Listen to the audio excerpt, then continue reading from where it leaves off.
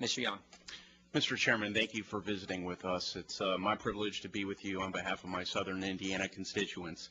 As you know, Japan recently had its credit rating downgraded in light of its fiscal situation. Part of the justification for Standard & Poor's downgrade was the fact that Japan has no coherent plan to deal with its unsustainable fiscal situation. Here in this country, like Japan, we have very low interest rates as compared to recent history. Our own deficits are adding to our national debt at a remarkable rate, and we too have no coherent plan to deal with this, at least in the long term.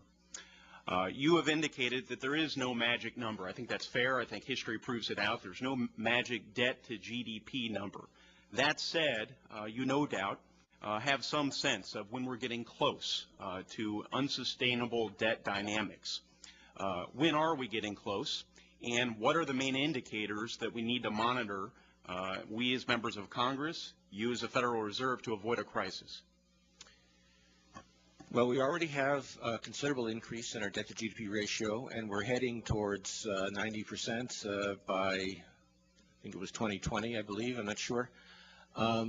So as we move up beyond 90, as we move to 100, we're approaching the levels of where some of the countries in Europe are now that are having, very serious problems. So again, I don't know. There's not a magic number, and the problem is that you can't tell in advance when the bond markets might begin to become worried.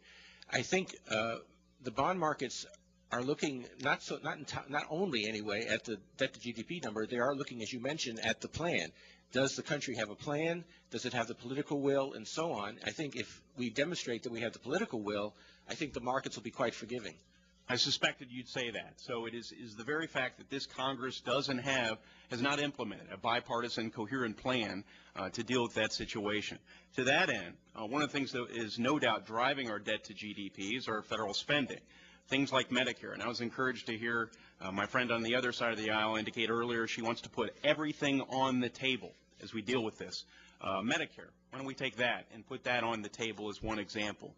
Because you've recently indicated that we have a choice. In your National Press Club comments, you said we can either make adjustments through a careful and deliberative process, or when this crisis hits, we're going to have to do things very quickly in a hasty way that maybe most of our country is uncomfortable with. Do you agree that Medicare is on an unsustainable path and that it must be addressed fairly quickly here? It's going to be a very, very big share of Medicare, Medicaid, all healthcare spending programs will be a very big share of government spending of GDP over the next 10, 15, 20 years.